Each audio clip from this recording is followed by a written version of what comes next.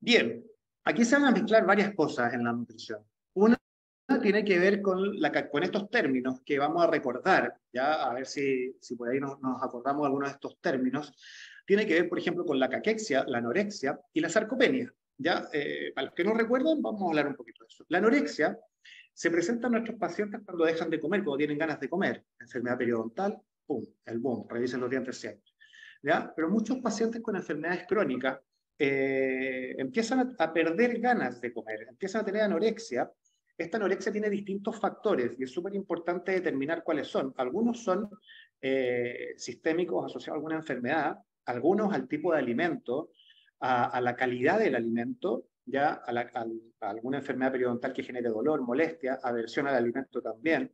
Entonces, la anorexia es un tema que tenemos que ir revisando y muchas veces separarlos de la caquexia y de la sarcopenia, que en sí son distintos, pero vamos a ver un paciente con una característica o una morfología muy similar. La caquexia, vamos a hablar un poquito de eso, hace hincapié en algo que se está produciendo secundario a una enfermedad. Por lo tanto, la caquexia sería la pérdida de masa muscular asociada a enfermedades crónicas, como la enfermedad renal, la enfermedad cardíaca, tumores, cáncer, malnutrición, entre otras, ¿ya? En los gatitos, el hipertiroidismo, enfermedad renal, podría ser como lo más frecuente. Entonces, ¿qué ocurre con esto? Que cuando ustedes vean un paciente caquéctico o con mala condición corporal, esas son las listas de prediagnósticos que uno tiene que tener un poquito dentro del abanico y tratar de descartarlo, buscarlo o confirmarlo. Entonces, yo generalmente cuando entran los pacientes a la sala, los miro harto, los veo caminar también, y los primeros músculos que se van son los temporales. Entonces, cuando ustedes vean un perro, los temporales un poquito bajos, con un señal de alarma que está indicando que eventualmente ese paciente puede tener caquexia, sarcopenia o al cierto grado de desnutrición o anorexia. Por lo tanto, después empiezan a irse otros músculos. Vamos a revisar un score súper simple para que ustedes lo vean. Y la sarcopenia es otro tema que también vamos a conversar un poquito sobre eso y que hay que tener en consideración hoy en día con la cantidad de pacientes seniles, senior, no me gusta hablar de senil, de senescencia, no sé por qué, pero hablemos de senior. O paciente con experiencia acumulada. Eso suena mejor, ¿eh? Hablar de un paciente con experiencia acumulada. Entonces ya no somos viejitos, tenemos mucha experiencia acumulada. ¿Ya? Mejor hablar de eso. Con las canas lo mismo.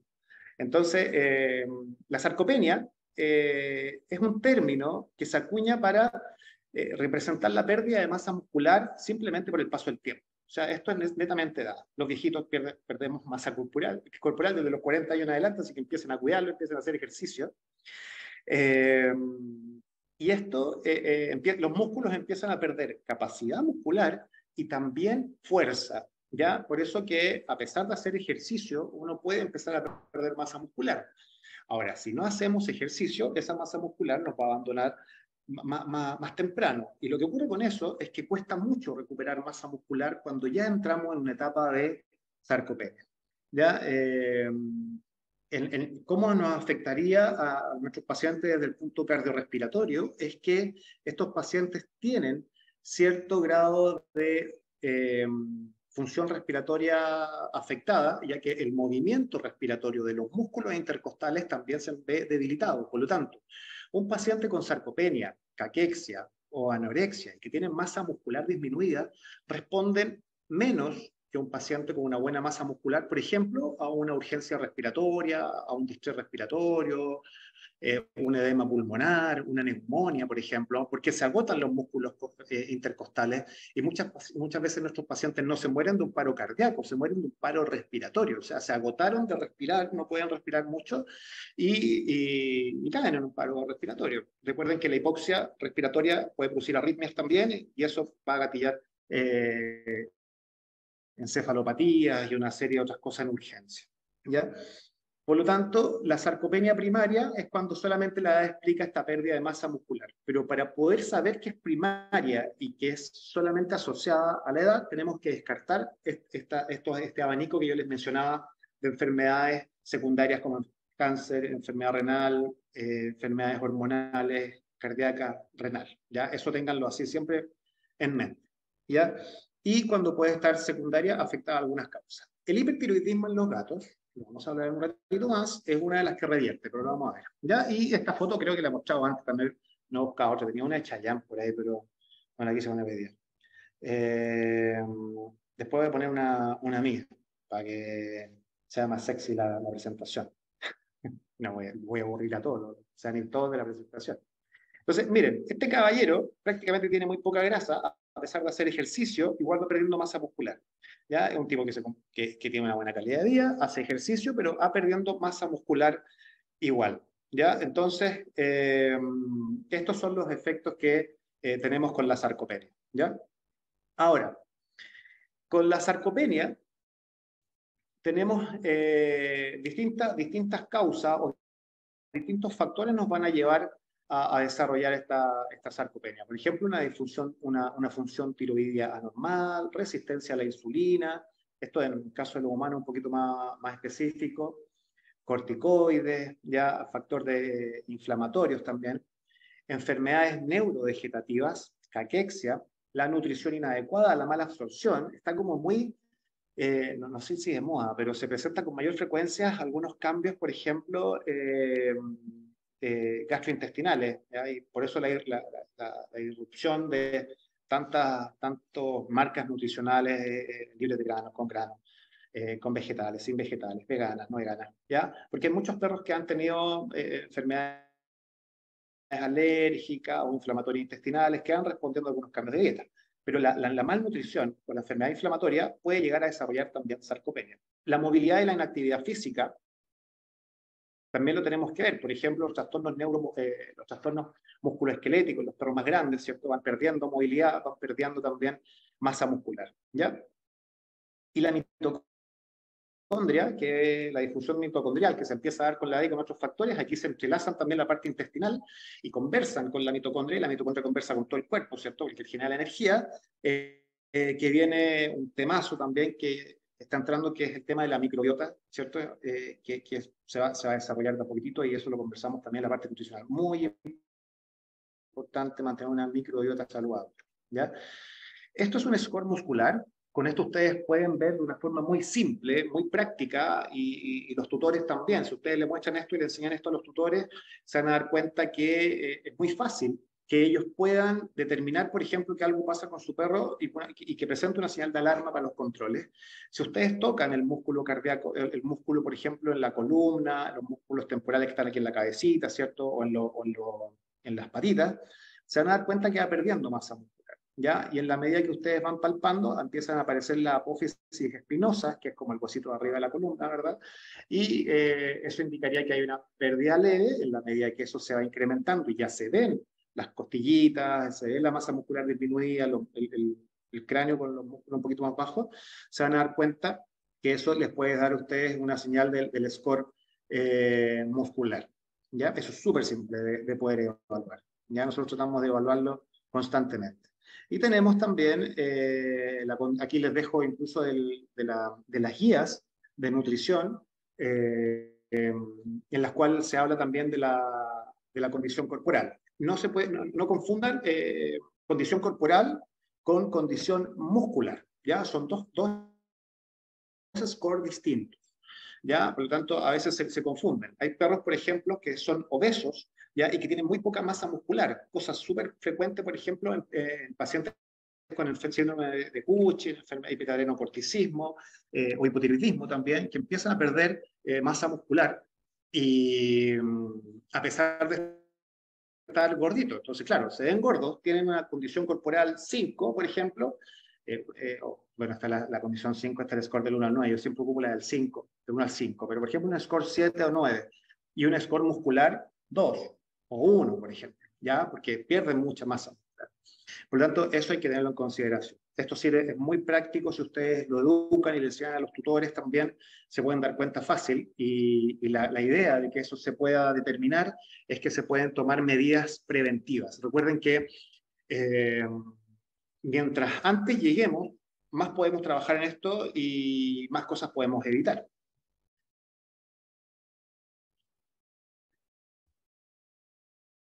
Y esto un poquito más enfocado a lo que estábamos viendo nosotros, la caquexia cardiovascular. ¿Qué es lo que produce la enfermedad cardíaca a nivel de tono vascular?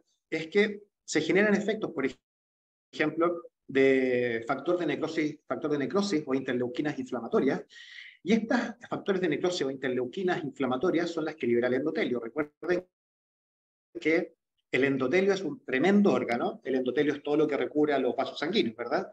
Y es capaz de generar tanta inflamación o tantos mediadores inflamatorios que puede generar efectos en otros órganos también y gasto energético importante. Por eso que se ocupan antioxidantes, ¿ya? Donde actúan los ácidos grasos, por ahí coenzima Q10, algunas vitaminas, por ejemplo. Entonces tenemos estos factores antioxidantes precisamente para evitar la liberación de oxidantes, ¿ya? O agentes que inflaman, ¿ya?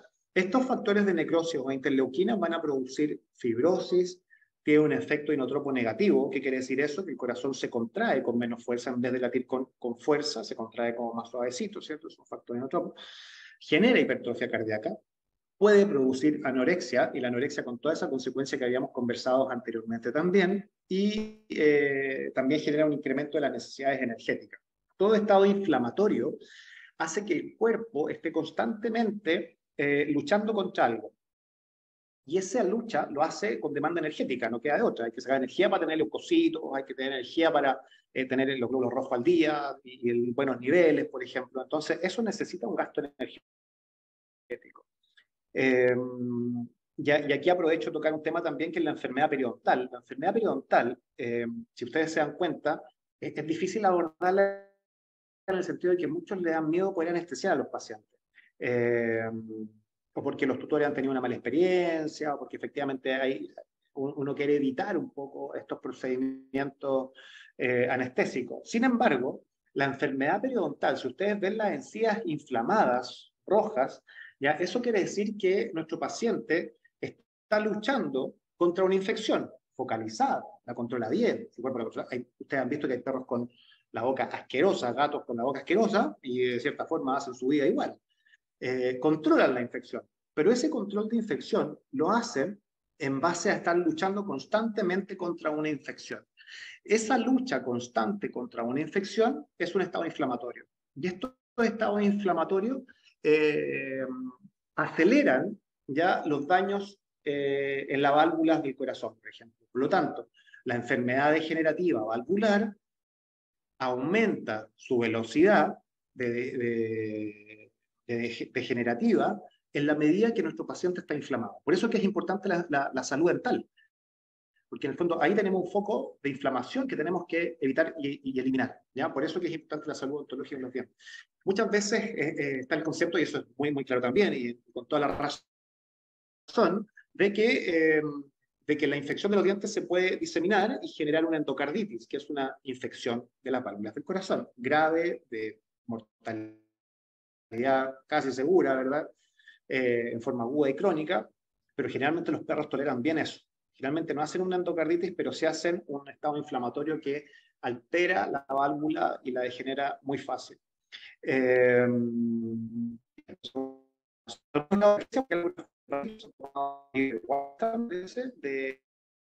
nutrición clínica, ¿ya?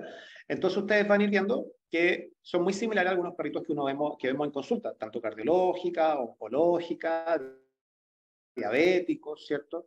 Empiezan a perder masa muscular, y fíjense los músculos como se van de acá. Estos son negros, así están haciendo trampa, no se nota muy bien, pero empiezan a perder masa muscular. ¿Ya?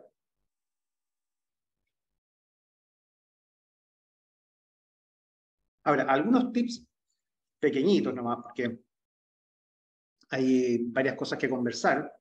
Algunos manejos, por ejemplo, para evitar tanto la pérdida de masa muscular, está, primero que todo, mantener una buena nutrición. Y aquí es súper importante asesorarse. Hoy en día tenemos colegas que manejan la parte nutricional de forma espectacular, por lo tanto eso es una gran ayuda para pacientes que tienen comorbilidades o tienen distintas enfermedades que afectan a su mascota. Entonces, por ejemplo, no es poco frecuente que yo tenga un paciente con enfermedad degenerativa valvular, con pérdida de masa muscular, con caquexia cardíaca, con hipotiroidismo, con enfermedad renal crónica, ¿cierto? Acuérdense del síndrome cardiorrenal. Ahí en YouTube hay una charla completa del síndrome cardiorrenal, por si alguien le quiere echar una miradita por ahí y la quiere compartir, fantástico para que más gente tenga acceso a eso. Es un temazo. Entonces, en el mercado es difícil encontrar un alimento que sea específico para tantas cosas. Entonces, muchas veces hay que tener esta complementación. Ustedes pueden elegir un sistema mixto o pueden elegir un sistema natural. Por ejemplo, una base de enfermedad renal y suplementamos esto con algunos, con alimento más bien natural, para que el perro coma, tenga mejor palatabilidad, tome más agua también. ¿Ya? Esto es súper importante. Nuestros pacientes, por ejemplo, con enfermedades cardíacas avanzadas, yo les diría que la gran mayoría, si los tutores lo pueden hacer, están con dietas naturales, ¿ya? Con dietas naturales cocinadas. Y aquí tenemos una ventaja distinta, o la ATA, es que el 70% prácticamente de la dieta natural es agua, ¿ya? Y una cosa es lo que ocurre en pacientes cardiópatas, es que están tomando diuréticos. Eso les hace eliminar vitaminas que hay que suplementar, les hace eliminar también mucha agua y toman mucha. Perros que tienen una enfermedad cardíaca avanzada toman mucha agua, necesitan agua. ¿Qué ocurre? Es que se pegan un panzazo, o sea, cada cierto rato se llenan con agua, toman mucha agua y eso los llena. Entonces, ¿qué pasa? No le dejan espacio a la comida. Entonces están enguatados, ¿ya? Imagínense ustedes para el 18 tomando cerveza, no les cae ni una empanada, ¿ya? Entonces están enguatados de cerveza así hinchados y no pueden comer más. Lo mismo le pasa a los perros. Entonces, ¿qué hacemos? La dieta natural lo que ayuda es que prácticamente el proceso de la ración termina siendo agua. Entonces, uno de lo que los dueños notan es que el paciente no toma tanta agua. Es decir, oye, ¿sabes qué? Cambiamos la dieta natural, el perro está fantástico, está comiendo bien, come natural, le gusta, ha ganado peso, andan mejor de ánimo y además es una dieta espectacular. Yo le diría que hay perros que comen mejor que nosotros, ¿sí? Pero fijo, fijo. Y al mismo tiempo no se pegan esos panzazos de agua, ¿ya? Así que es muy útil, por ejemplo, en este tipo de manejos con etapas avanzadas y con comorbilidades, o sea, pacientes renales, oncológicos, ojo. De repente uno no piensa que en el cáncer la nutrición puede ayudar, y claro que puede ayudar, pues los tumores se alimentan más de carbohidratos, por ejemplo. Entonces, el nutricionista nos puede ayudar a bajar los carbohidratos y aumentar las fuentes energéticas por otro lado. Entonces, también eso es muy útil. ¿Ya? Y yo les diría que hoy en día prácticamente la terapia farmacológica ya hace un 60-70% y el resto es nutrición. ¿Ya? Así que ese es un tema que tenemos que complementar. ¿Ya? Si uno yo doy recomendaciones dietéticas, pero no soy nutricionista para sacar los cálculos nutricionales, así que eso lo ven los nutriólogos y en equipo vamos manejando estos pacientes. Bien, entonces eso es lo que les quería comentar un poco del manejo dietario, ¿ya? Si se me pasó algo, ingesta adecuada de proteínas y energía, dieta palatable, alimento húmedo, que tiene que la ventaja de esto que los gatos no tomen tanta agua, calentar los alimentos. Los perros, acuérdense que a diferencia de nosotros comemos primero con la vista, o sea, vemos que se ve rico y ya vamos y lo probamos. ¿Ya? Los perros comen por olfatibilidad, entonces primero se acercan a los perros, a la comida, olfatean esto. Si les gusta el olor, se lo comen, si no, ahí lo dejan. Y si se dan cuenta, ustedes tienen que estimularlo. De repente hay que abrir el hocico, meterle la comida y ahí como que, está buena. Si ya comen. Si no, no comen. ¿Ya? Eso hay que considerarlo también. Calentar el alimento sirve mucho. Bien. Y lo que le mencionaba, las comorbilidades, ahí ustedes pueden fabricar una dieta para manejo nutricional. Con esto nos encontramos todos los días, todos los días nos encontramos con estas especies de controversia, que yo no lo veo como una controversia, pero sí, por ejemplo, que la dieta BARF es mejor, que la dieta natural es mejor, que los pellets son mejores, que los sin granos son malos, que son buenos, que los que comen con canguro, cocodrilo, mamut, son más salvajes y son buenos. Bien, en fin, ahí hay mucho que conversar. Bien, el manejo nutricional entonces es determinante en pacientes crónicos, ¿ya?